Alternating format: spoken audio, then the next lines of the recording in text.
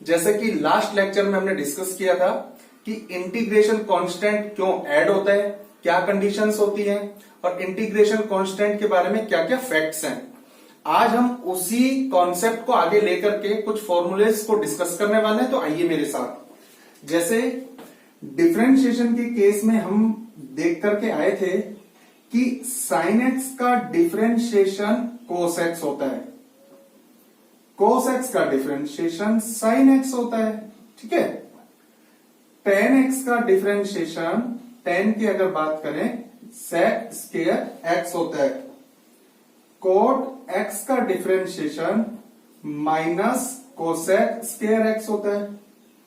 सेक x का differentiation sec x dot tan x होता है और कोसेक एक्स का differentiation minus cot x dot cosec x होता है,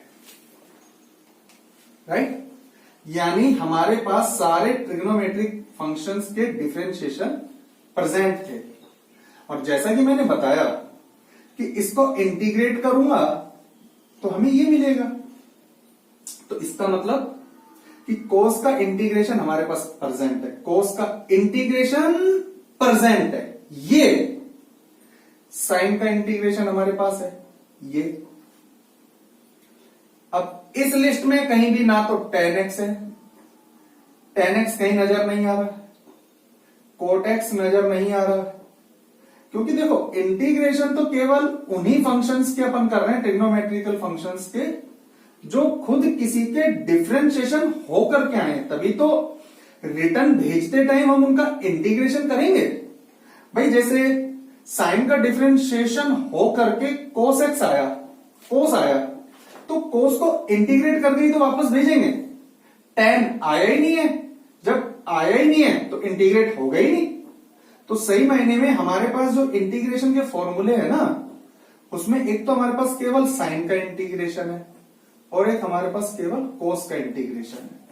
आप देख लीजिए लिस्ट में कहीं भी आपको टेन नजर नहीं आएगा, टेन का इंटीग्रेशन है ही नहीं। और टेन छोड़िए, बाकी के जितने भी हैं, कोट, सेक और कोसेक, किसी का भी ऐसा नहीं मिलेगा आपको इंटीग्रेशन कोसेक एक्स, ऐसा मिलेगा ही नहीं। देखो फॉर्मूला ही नहीं है, बाय डिफॉल्ट फॉर्मूला ही नहीं सबका, किसी का भी। इस बात को ध्यान रखिएगा।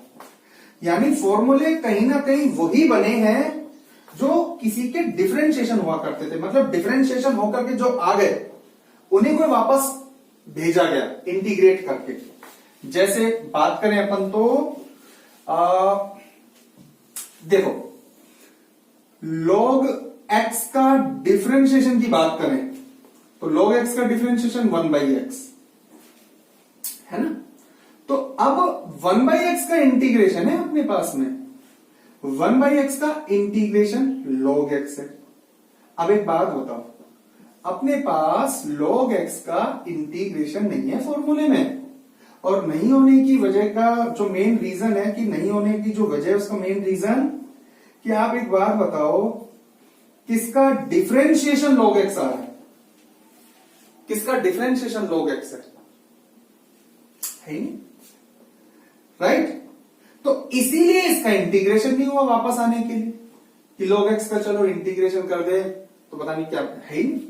हाँ ये जरूर है कि log x का डिफरेंशिएशन 1/x है, तो डिफरेंशिएशन होने के बाद ये आया ना, इसका तो किया है, होने के बाद में ये डिफरेंशिएशन ये आया है, तो इसको इंटीग्रेट करेंगे हम, इंटीग्रेशन 1/x dx, तो इसको इंटीग्रेट करेंगे। आई बात समझ में। और चलो जैसे थोड़ा सा आगे और मूव करें तो आपको लर्न करना है डिफरेंशिएशन के केस में कि साइन इनवर्स x का डिफरेंशिएशन, राइट। तो मैं आपको बताता हूं, आप ऐसे याद करो कि डिफरेंशिएशन साइन इनवर्स का 1/√1 माइनस होल स्क्वायर, जैसा कि मैंने डिफरेंशिएशन के केस में बताया भी था। साइन इनवर्स का डिफरेंशिएशन होता है 1/√1 माइनस होल स्क्वायर, राइट। और होल स्क्वायर के अंदर कौन बैठेगा, जो यहां बैठा है वो, यानी कि x। ठीक है, फिर किसका डिफरेंशिएशन, इस x का, यानी कि 1। फिर से देखो, कल को मान लीजिए ये आ गया sine inverse of log x, तो देखो सबसे पहले साइन इनवर्स का differentiation 1/√1 minus whole square, whole square में कौन आने वाला है, जो यहां बैठा है वो log x। फिर इसका डिफरेंशिएशन यानी 1/x, समझ गए। और फिर x का 1, जैसा कि मैंने डिफरेंशिएशन में बताया था। तो मैं आपको ये बताने वाला हूं कि साइन इनवर्स का डिफरेंशिएशन क्या हुआ, 1/√1 minus whole square. Sine inverse का डिफरेंशिएशन 1/√1 माइनस होल स्क्वायर। इसी तरीके से आपको याद होगा, मैंने बताया था डिफरेंशिएशन के पोर्शन में कि log x का डिफरेंशिएशन हम 1/x बोलते हैं, लेकिन सही मायने में ऐसे याद रखो आप इसको कि log का डिफरेंशिएशन होता है, log का डिफरेंशिएशन 1/1 व्हाट, जो आगे बैठा है वो, ऐसे याद रखो। log का, जैसे फिर से देखो, ये देखो, आप देखना कितना इजी हो जाएगा। log का 1/1 व्हाट, जो आगे बैठा है वो, ये log का हो गया। फिर किसका, साइन का what, cos x as it is और 1।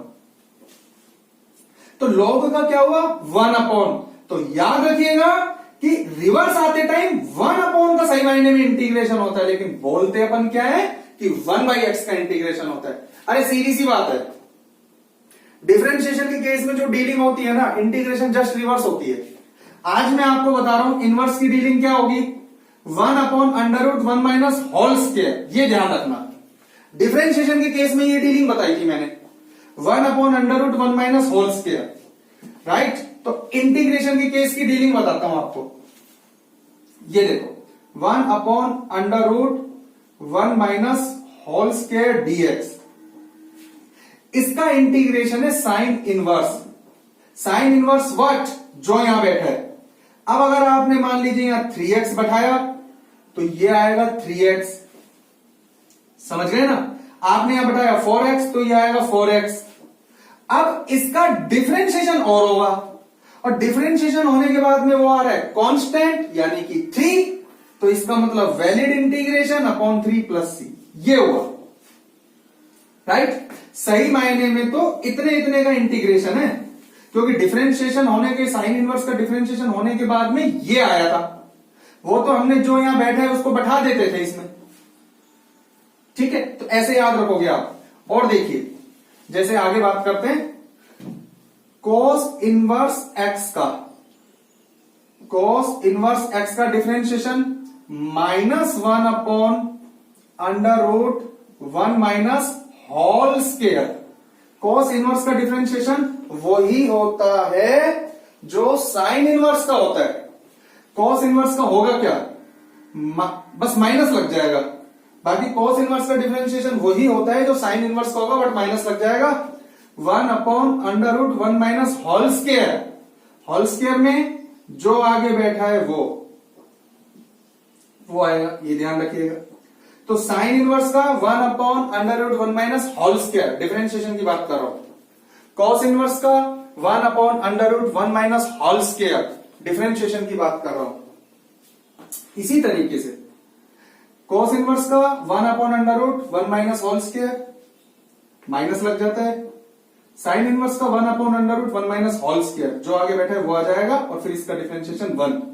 तो आदत बना लीजिए, इंटीग्रेशन के केस में भी 1/√1 माइनस होल स्क्वायर, इसका होगा साइन इनवर्स, और अगर यह माइनस हो तो cos इनवर्स, ध्यान रखिएगा। लेकिन क्या हुआ, माइनस से कभी टेंशन मत लेना, वो उसने क्या किया, यहां का माइनस उठा करके यहां फेंक दिया, तो इसके दो आंसर बना दिए। ये देखिए कि ये वाला साइन इनवर्स और ये वाला माइनस cos इनवर्स, तो कंफ्यूज मत होना। मैं आपको ये बोलूंगा कि जब भी बिना माइनस के आ जाए तो साइन इनवर्स लिखना, और विद माइनस आवे तो cos इनवर्स लिखना, और कंफ्यूज होने की कहीं कोई जरूरत नहीं है, ये ध्यान रखना। माइनस अटैच करो, cos इनवर्स लिख देना, प्लस है तो साइन इनवर्स, जैसा डिफरेंशिएशन में लर्न किया था, याद किया था, ठीक है। चलें आगे। तो ऐसे ही कहानी थी tan इनवर्स की, जैसे हमने tan इनवर्स के केस में डिस्कस किया था। कि tan इनवर्स x, कहने को tan इनवर्स x, लेकिन 1/1 plus whole square. tan inverse का डिफरेंशिएशन होता है 1/1 प्लस होल स्क्वायर। तो जाहिर सी बात है इसी का ही इंटीग्रेशन होगा। इंटीग्रेशन 1/1 प्लस होल स्क्वायर क्या होगा इसका? इसका होगा tan इनवर्स, और जो आगे बैठा है वो। अगर यहाँ 3x है तो यहां पे आएगा 3x, अगर यहाँ 3x है तो यहां आएगा 3x, ऐसे। और फिर इसका डिफरेंशिएशन, और वो अपॉन में 3 और प्लस c। लेकिन बस ध्यान रखिएगा, लेकिन एक बात बता देता हूं, अब ये इंटीग्रेशन वैलिड है या नहीं है उसका पता यहां से चलेगा। जब आप डिफरेंशिएशन करोगे तो कांस्टेंट आना चाहिए। जैसे मान लो यहां पे कल को एक्स स्क्वायर होता, अब ये नहीं हो सकता। जैसा मान लो यहां पे कल को e की x होता, अब ये नहीं हो सकता। अब कैसे होगा ये इंटीग्रेशन, वो दूसरी बात है, वो दूसरा आपको मैं आगे जाकर के डिस्कस करने वाला हूं। लेकिन फिलहाल इसका इंटीग्रेशन नहीं होगा। अब मान लीजिए यहाँ sin x होता तो कैसे होता, तो भी ये नहीं होगा। क्यों? क्योंकि 1/1 प्लस होल स्क्वायर, ये फॉर्मेट तो tan इनवर्स का है। यहां पे भी चलो आप sin x लिख देना, लेकिन जब इसका डिफरेंशिएशन करोगे तो वो cos x आएगा, और cos x वेरिएबल आने की वजह से फिर वो इनवैलिड हो जाएगा। तो इस बात का ध्यान रखिएगा। ये चीज तो मैं लास्ट लेक्चर में आपके साथ में डिस्कस कर चुका हूं। तो ये समझ में आया आपको इनवर्स वाला? tan इनवर्स के केस में आप क्या करोगे? tan इनवर्स के केस में तो tan इनवर्स का डिफरेंशिएशन 1/1 प्लस होल स्क्वायर, जो आगे बैठा है वो x का 1। तो बच्चे इसी तरीके से इंटीग्रेशन बन गया इसका ये वाला 1/, इसको इस नजरिए से देखो, dx चाहे ऊपर लिख दो या dx यहां लिख दो, और यहां पे आप 1 कर दो। 1/1 प्लस होल स्क्वायर, इसका क्या हुआ? tan inverse. tan इनवर्स क्या? जो यहां बैठा है वो। फिर इसका डिफरेंशिएशन 1 प्लस c। याद रखिएगा, इसलिए सारे फॉर्मूले सिर्फ x में है, वरना 2x में भी हो सकते थे। अब 2x में हो गए तो अपॉन में 2 आता, फिर 3x नाराज हो जाता तो फिर अपॉन में 3x, यहां 3x होता तो अपॉन में 3 आता, फिर 4 आता, फिर 5 आता। तो फालतू का नाटक होता, फालतू का रायता फिरता। तो अपने को क्या करना है, अपन ने यहां पे ना x ले लिया, अपने को प्रॉब्लम नहीं हुई। x से क्या हो गया कि वो 1 बन गया। 1 बनने से नीचे लिखो या मत लिखो। इसलिए सारे फॉर्मूले आपको x में देखने को मिलेंगे, क्योंकि उसका डिफरेंशिएशन 1 होता है। मेन रीजन ये है, वरना अगर आप ये 2x कर दोगे तो कहीं कोई प्रॉब्लम ही नहीं है, क्योंकि वो तो कांस्टेंट है। हमेशा ध्यान रखना, इंटीग्रेशन में माइनस, कांस्टेंट, इनको कोई परवाह नहीं करते, इनको इग्नोर करते हैं। माइनस को बाहर कर दो, उधर साइड में फेंक दो, नीचे डाल दो, कांस्टेंट को बाहर कर दो इंटीग्रेशन से, इनकी इतनी वैल्यू होती है। ठीक है, तो ऐसी दूसरे वाला माइनस कर दो आप तो कोट इनवर्स बन जाएगा। और जो लास्ट बच गया कौन सा? Sec inverse. तो d/dx सेक इनवर्स x की अगर अपन बात करें तो 1/x under root x square minus 1, ये डिफरेंशिएशन है। तो इसको आप ऐसे याद रखो कि 1/, जैसे अगर मैं बात करता हूं ना, सेक इनवर्स का डिफरेंशिएशन क्या होगा? 1/, जो आगे बैठा है वो under root whole square minus 1, और इसका फिर इसका 1, सिंपल।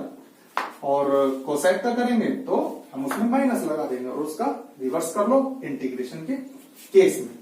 तो ये तो थी फॉर्मूले वाली बात। कहीं ना कहीं मैंने आपको बताया कि tan का इंटीग्रेशन मौजूद नहीं है हमारे पास में, कोट का नहीं है, उनके रीजंस बताए। अब आगे देखिए फॉर्मूला नंबर 1, इंटीग्रेशन x की power n dx is equal to x की power n plus 1 upon n plus 1 plus c।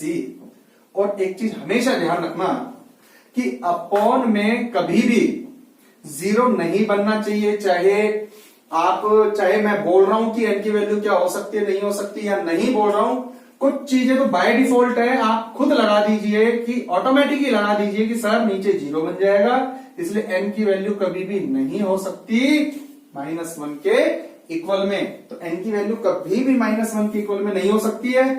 तो n की वैल्यू -1 नहीं हो सकती, क्योंकि -1 रखते नीचे 0 हो जाएगा और चीजें ही तहस नहस हो जानी है, बिल्कुल ब्लास्ट हो जाएगा इंफिनिटी के केस में। तो अब देखिए x की पावर n, तो जो पावर में बैठा है उसमें +1 अपॉन ये पावर एज इट इज नीचे, और c क्यों ऐड होता है ये मैं आपके साथ में डिस्कस कर चुका हूं।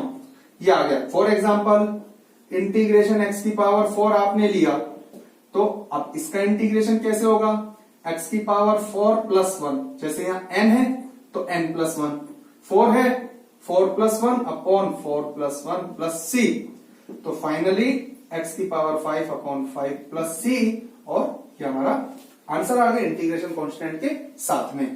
आगे देखते हैं, जैसे मान करके चलो ये तो चलो x की पावर 4 था, अब बात करते हैं कि x की पावर -2 और dx, तो इसका क्या होगा, x की पावर -2 का, तो मैं आपको एक बात बता देता हूं, n की वैल्यू -1 नहीं होनी चाहिए, उसके अलावा पूरे वर्ड में से कोई सा भी नंबर, रियल नंबर में से कोई सा भी नंबर ले सकते हो।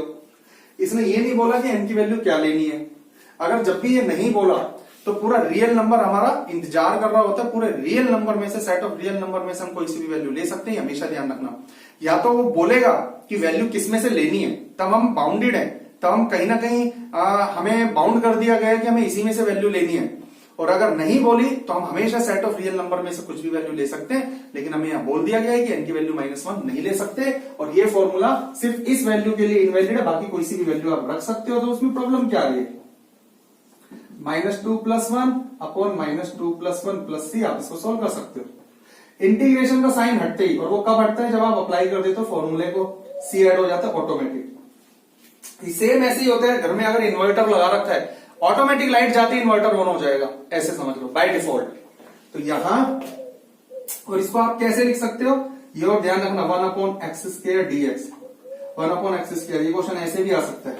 और अभी देखिए एक बात और बताऊंगा इसके बारे में, तो ये बन गया x की पावर -1 अपॉन -1 प्लस c, और इसको सोल्व करके और भी लिख सकते हैं, कैसे, जैसे ये माइनस आगे आ जाएगा और ये 1/x प्लस c। अब देखिए, जैसा कि मैंने बताया कि 1 का इंटीग्रेशन लॉग होता है, बिल्कुल राइट, और 1/x का, ठीक है।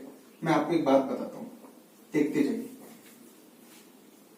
ये वाला फॉर्मूला ये बोला कि n की पावर बस -1 के अलावा मैं सारी की सारी वैल्यू को हैंडल कर लूंगा, कोई सी भी वैल्यू हो, जैसे कि ये। अब जैसे कि इसने -2 पावर को रखा और सोल्व कर दिया, अब मन में ये बात आ रही है कि सर इसको सोल्व क्या लॉग नहीं कर सकता था क्या, लॉग आपने बोला भी तो है कि 1 का इंटीग्रेशन लॉग होता है, बिल्कुल होता है, मैं तो अब भी कह रहा हूं होता है, तो लॉग क्यों नहीं लिखा, और लॉग के आगे क्या आएगा, जो यहां बैठा है ऑब्वियसली आएगा, चलो लिखो आगे चलो। फिर क्या करते हैं, फिर कुछ नहीं करते सर, इसका डिफरेंशिएशन करते हैं, तो करो, तो इसका डिफरेंशिएशन आया, हो गई ना गलती,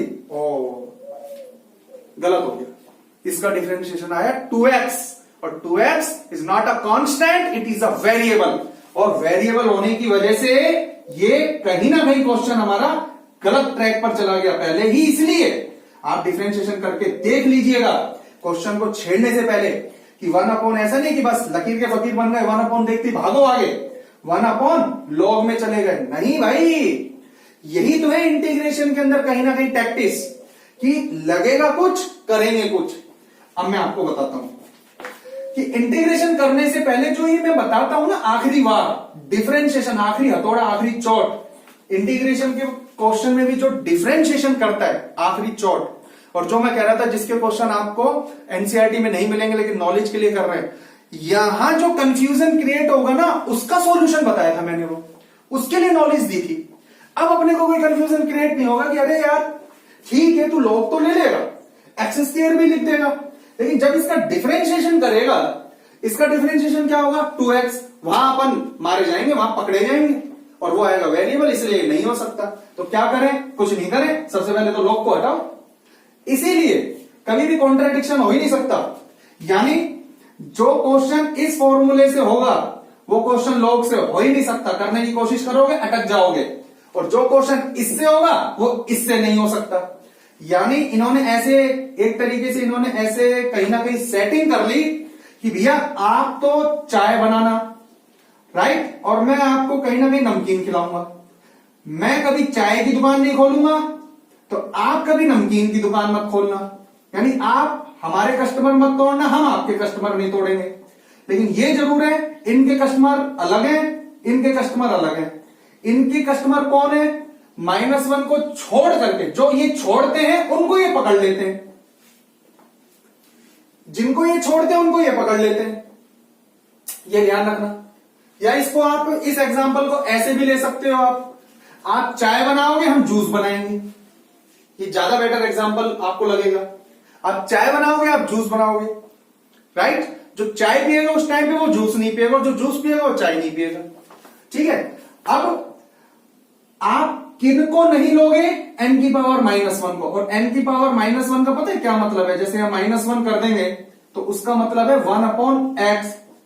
तो अब अगर आपने -1 रखा तो आप यहां पे फंस जाओगे, राइट। और -1 के केस में फिर ये वाला केस बनेगा, यहां से फिर log नाराज हो जाएगा, क्योंकि इसका तो आंसर log में आता है, log mod x है। मोड की कहानी अभी समझाऊंगा आपको, बात समझ में आ गई ना। तो अगर गलती से भी आप गलत ट्रैक पर चले भी गए ना, तो आगे जाकर के आपको कॉन्ट्राडिक्शन, अगर आपको वो वाली नॉलेज है, कौन सी वाली की आखिरी हथौड़ा, आखिरी चोट, राइट, आखिरी बार कौन करेगा, डिफरेंशिएशन करेगा, वो वाली नॉलेज है ना, तो आप इस बात को पकड़ सकते हो, राइट। तो यहां जो कस्टमर ये डील करेंगे वो कस्टमर ये डील कर ही नहीं सकता, लॉग, और जो लॉग डील करेगा वो ये नहीं कर सकता, क्योंकि लॉग डील कौन सा करता है, 1/x, और 1/x का सही मायने में मीनिंग अगर निकालें, x की पावर -1 ही तो होता है, राइट, यानी कि -1। और इसने मना कर दिया मैं कभी -1 को डील नहीं करूंगा, बाकी सबको डील कर लूंगा। और लोग कह रहे हैं मैं केवल -1 को ही डील कर सकता हूं, मैं बाकी किसी को कर ही नहीं सकता। कैसे? x की पावर -2 करके देखो, क्या बन जाएगा, 1/x² बन जाएगा। फिर 1 के हिसाब से हमने log लगाने की भी कोशिश की थी, x² करने की भी कोशिश की थी, लेकिन अपॉन में 2x आने की वजह से ब्लास्ट हो गया, इंटीग्रेशन ने मना कर दिया कि इनवैलिड है, एरर आ गया, एरर ब्लिंक करने लग गया, एरर, ठीक है। तो ये कहीं ना कहीं फॉर्मूले नंबर 1 की कहानी थी और log की कहानी थी।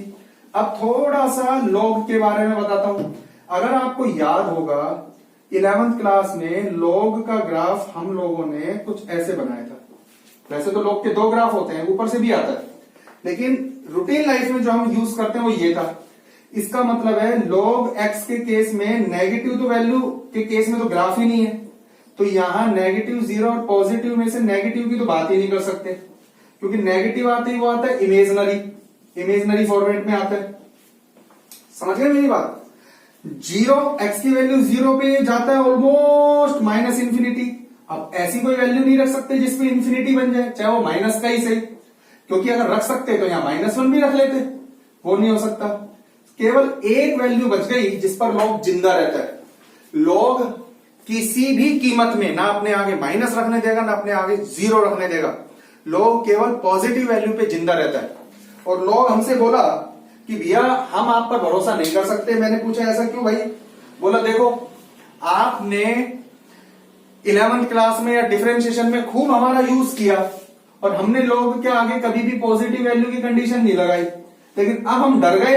अब हम जो भी वैल्यू अपने अंदर लेंगे इंटीग्रेशन के चैप्टर में, वो हम प्रॉपर तरीके से चेक करके लेंगे कि वो पॉजिटिव है या नहीं, इसीलिए हम मोड लेकर के चलेंगे। इसलिए आज के बाद ध्यान रखना, जब भी कभी आप log का केस डील करो तो log का केस, तो log बस ये गारंटी चाहता है कि मेरे अंदर जो वैल्यू आने वाली है वो पॉजिटिव आने वाली है। मैं फिर से क्लियर कर देता हूं, log मोड नहीं चाहता, log गारंटी चाहता है। log मोड नहीं चाहता, log गारंटी चाहता है कि मेरे अंदर पॉजिटिव वैल्यू आने वाली है। जैसे कल को मान लीजिए अगर आगे x है तब तो मोड ले लेना, और कल को बाय डिफॉल्ट किसी क्वेश्चन में ऑटोमेटिक x² आ रहा है तो अब मोड मत लेना, क्योंकि स्क्वायर हमेशा पॉजिटिव वैल्यू क्रिएट करता है, तब आप बिना मोड के भी चल सकते हो। अब एक बात बताओ, कल को मान लीजिए ऐसे है तो सबको दिख रहा है x² पॉजिटिव वैल्यू देगा, लेकिन एक फॉर्मूला होता है ना कि पावर आगे आ सकती है, और नेक्स्ट स्टेप में अगर आपने ऐसे लिख दिया तो अब log क्या चाहता है, मैंने बोला ना, वो गारंटी चाहता है कि मेरे को पॉजिटिव वैल्यू अंदर आने वाली है। अब इस केस में यहां स्क्वायर गारंटी दे रहा था, स्क्वायर अब आगे आ गया तो ऑटोमेटिक मोड आ जाएगा, बस ये ध्यान रखना। यानी कि घर में रहने वाले इंसान बस ये गारंटी चाहते हैं कि हमें रेगुलर लाइट मिलती रहेगी, हमें ये मतलब नहीं है कि वो गवर्नमेंट की इलेक्ट्रिसिटी है या फिर इन्वर्टर की इलेक्ट्रिसिटी है, बस ये कहना चाह रहा हूं। तो जब तक गवर्नमेंट की आ रही है कहीं कोई प्रॉब्लम नहीं है, जैसे गवर्नमेंट की इलेक्ट्रिसिटी कट हुई ऑटोमेटिक फिर वो इन्वर्टर वाली स्टार्ट हो जाएगी। जब तक स्क्वायर चल रहा है कहीं कोई प्रॉब्लम नहीं है, जब तक 4 पावर चल रही है कोई प्रॉब्लम नहीं है, जैसे ही वो हटे तो ऑटोमेटिक मोड आ जाएगा। और जैसे ही वापस वो आए तो ऑटोमेटिक मोड हट जाएगा। बताया ना, गवर्नमेंट की इलेक्ट्रिसिटी, गवर्नमेंट की मान लीजिए लाइट आ गई तो इन्वर्टर अपने आप से बंद हो जाता है, वो वाली बात है। क्लियर है? Question number 6। तो जब भी हम इंटीग्रेशन का कोई भी क्वेश्चन करेंगे तो सबसे पहले उसको आई कंसीडर कर लेंगे। Let I is equal to integration 4e3x plus 1 और dx। देखिए जरा, ठीक है, कोशिश ये करना कि इंटीग्रेशन के सेंटर में होना चाहिए इक्वल का साइन। अब इधर से तो ये अंदर जाएगा और साथ में dx जाएगा, तो इंटीग्रेशन 4e3x और dx 1 dx। ठीक है, जो कांस्टेंट है वो बाहर चला जाएगा, e की पावर 3x dx। किसका डिफरेंशिएशन 1 होता था? x का। अब देखिए, वैसे तो रूल क्या कहता है? रूल ये कहता है कि हर इंटीग्रेशन के बाद में एक कांस्टेंट ऐड होना चाहिए, और ये बात बिल्कुल सही है। तो ये इंटीग्रेशन हो गया, ये कांस्टेंट ऐड कर दिया तो इसको मान लो c1, और नेक्स्ट में ये वाला कांस्टेंट e की पावर 3x और इसका डिफरेंशिएशन 3 ये हो गया, तो इसमें कुछ और कर दो c2, और ये रियल नंबर, ये इसको c1 कर देते हैं। अच्छा, वो c1 है तो ये c2, ये रियल नंबर, ये रियल नंबर, क्योंकि इंटीग्रेशन कांस्टेंट। दोनों को c नहीं लिख सकते क्योंकि अलग अलग क्वेश्चन एक ही क्वेश्चन में यूज हो रहा है, अलग अलग इंटीग्रेशन एक ही क्वेश्चन में यूज हो रहा है, तो दोनों सेम इंटीग्रेशन कांस्टेंट ऐड नहीं कर सकते, क्योंकि क्या पता दोनों की वैल्यू अलग अलग हो, सेम हो। भाई अलग अलग हो, सेम हो, अपन कुछ नहीं बता सकते ना उस केस में। आपका इंटीग्रेशन अलग, आप अलग, आपका इंटीग्रेशन अलग, आप अलग। हम पहले से ही दोनों को फिक्स नहीं कर सकते कि आप दोनों सेम। क्यों? क्योंकि जो वैल्यू अब यहाँ 10 हुई वो भी फिर यहाँ पे 10 हो गई, इसलिए फिक्स नहीं कर सकते। क्या पता दोनों अलग अलग हो। अब क्या पता दोनों सेम हो, तो सेम के तो ऑप्शन खुले हुए हैं, लेकिन डिफरेंट नहीं हो सकते ना। क्यों? दोनों सी ले लिया आपने, यहां 5 हुआ तो फिर यहां भी 5 हो सकता है। तो डिफरेंट होने के तो काफी सारे केसेस हैं, इक्वल होने का फिर वो रेयर केस बनता है, इसीलिए दोनों डिफरेंट होने चाहिए, ये ध्यान रखना।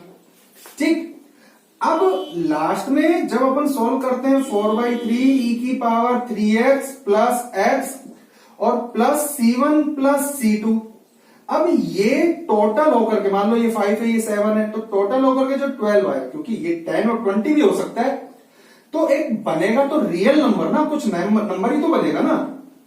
तो लास्ट में फिर हम इसको हटा करके c लिख देते हैं, e की 3x plus x plus c, where c is equal to c1 plus c2। बाकी लिख देते हैं कि इंटीग्रेशन कांस्टेंट। अब देखो, मैं आपसे ये कह रहा हूं कि ये तो चलो एक क्वेश्चन में 2 इंटीग्रेशन थे, 2 अलग अलग लेकर के चल रहे थे हम इंटीग्रेशन कांस्टेंट। किसी क्वेश्चन में 3 इंटीग्रेशन के पार्ट बनेंगे तो उसमें 3 लेकर के चलेंगे, 4 बनेंगे 4 लेकर के चलेंगे, तो कब तक करते रहेंगे। तो इसमें क्या होता है कि हमें ज्यादा लिखना पड़ता है, प्रॉब्लम होती है और कुछ रिजल्ट निकल करके आता नहीं। तो करना अपने को क्या है कि लास्ट में एक साथ ऐड कर दो। कैसे? कि जब भी आप इंटीग्रेशन करते हो, जब भी इंटीग्रेशन करते हो, ठीक है, तो उस केस में सबसे पहले आप ये देखो कि उस लाइन में सारे इंटीग्रेशन हो गए क्या। मीन्स की इंटीग्रेशन का साइन नजर नहीं आना चाहिए। अब जैसे ये तो हो गया, तो अभी आप सी ऐड मत करो, जब सारे हो जाएं। अब जैसे ये भी हो गया, देखो 3x/3 और प्लस x, अब कोई इंटीग्रेशन का साइन नजर नहीं आ रहा ना, फटाक से सी लग जाएगा। उस लाइन में इंटीग्रेशन का साइन नजर नहीं आना चाहिए, मैं सिर्फ ये कह रहा हूं। तो सी ऐड कर दो, तो वहीं आ गए ना, बल्कि उससे पहले आ गए। तो फाइनली ये हो गया, where C is constant of integration. C is constant of integration, बस C इंटीग्रेशन का कांस्टेंट है, इतना सर। अब नेक्स्ट क्वेश्चन पर चलते हैं। जैसे क्वेश्चन नंबर 7 की बात करते हैं। Question number 7, let I is equal to x² 1 minus x² dx। अंदर भेजिए x² -1। आज हम इन क्वेश्चंस को सॉल्व क्यों कर रहे हैं पता है? क्योंकि बात ये नहीं है कि हम इंटीग्रेशन सीख रहे हैं। इंटीग्रेशन तो सही मायने में अगर आप देखोगे ना अब हुआ है। ये इंटीग्रेशन थोड़ी ना यहां से लेके यहां तक, ये है सिंप्लीफिकेशन, कैलकुलेशन, कि हम किसी क्वेश्चन को जब सिंप्लीफाई कर रहे हैं, सॉल्व कर रहे हैं, तो इंटीग्रेशन कैसे कैसे उनकी स्टेप चलवाता है। ये चीज कि ये देखो यहां से इंटीग्रेशन का साइन अंदर गया, यहां डीएक्स गया, ये चीज मैं आपको सिखाना चाह रहा हूं। कॉन्सेप्ट कहीं ना कहीं यहां से और स्ट्रॉन्ग होंगे इन क्वेश्चंस के थ्रू। ये आ गया। चलिए आगे नेक्स्ट क्वेश्चन को देखते हैं। अब हम बात करते हैं क्वेश्चन नंबर 8। तो I is equal to integration A X square plus B X plus C D X. तो सबको पता है A X square D X, B X D X, C D X. तो dx यानी x के respect में ये इंटीग्रेशन हो रहा है, तो जाहिर सी बात है a कांस्टेंट बाहर चला जाएगा, x square dx, b constant बाहर चला जाएगा, c कांस्टेंट बाहर चला जाएगा। अब इसका हुआ एक्स क्यूब बाई 3, इसका हुआ एक्स स्क्र बाई 2 और इसका हुआ प्लस, अब देखो c गड़बड़ हो गया ना, इसलिए कुछ और d कर दो, c1 कर दो, कुछ और कांस्टेंट ऑफ इंटीग्रेशन। तो ये आ गया फाइनल आंसर। ठीक है, तो इसी तरीके से आप देखेंगे अगर हम बात करें और क्वेश्चन की, जैसे क्वेश्चन नंबर 13। क्वेश्चन नंबर 13 क्या कहता है? बस आप ये स्टेप देखो, ये जो कैलकुलेशन के स्टेप है जो कहीं ना कहीं हम 6th 7th 8th 9th 10th class में सीखते थे, वो वापस से एक बार बस याद कर लो कि अच्छा ऐसा भी हो सकता है। जैसा इसमें से एक्स स्क्र आप कॉमन ले लीजिए, तो जब आप एक्स स्क्र कॉमन लोगे तो आया एक्स माइनस 1 और प्लस 1 और एक्स माइनस 1। अच्छा, अब ये इंटीग्रेशन का पार्ट नहीं है, ये ऐसे सोल्व करना, ये इंटीग्रेशन का पार्ट नहीं है। मैं आपको ये बता दूं, ये जो आप ऐसे सोल्व कर रहे हो ये इंटीग्रेशन का पार्ट नहीं है। अब हम इसमें से ऊपर से ना एक्स माइनस 1 कॉमन लेंगे, तो ये आया x square plus 1 upon x minus 1 और ये डीएक्स और ये कैंसिल। इंटीग्रेशन तो अब करेंगे, अभी तक तो हम कैलकुलेशन कर रहे थे और उस कैलकुलेशन को अच्छा ऐसा भी कर सकते हैं। आज आपने देख लिया ऐसे कॉमन निकलता है ना, तो आगे जितने भी कहीं ना कहीं क्वेश्चन फ्रेम होंगे उनमें ये स्टेप यूज हो सकता है। बस पॉइंट केवल इतना सा है, प्लस सी हो गया, सी हो गया कांस्टेंट, इंटीग्रेशन कांस्टेंट। तो इस तरीके से बाकी के इन क्वेश्चंस को एक बार आप डील कीजिएगा, ट्राई कीजिएगा। पॉइंट 1 एक्सरसाइज के कुछ क्वेश्चंस डाउट आते डिस्कस कीजिएगा। मिलते हैं नेक्स्ट लेक्चर में और नए इंटीग्रेशन के कॉन्सेप्ट के साथ में। ओके, नेक्स्ट लेक्चर में जल्दी मिलते हैं आपके डाउट्स के साथ में। All the best.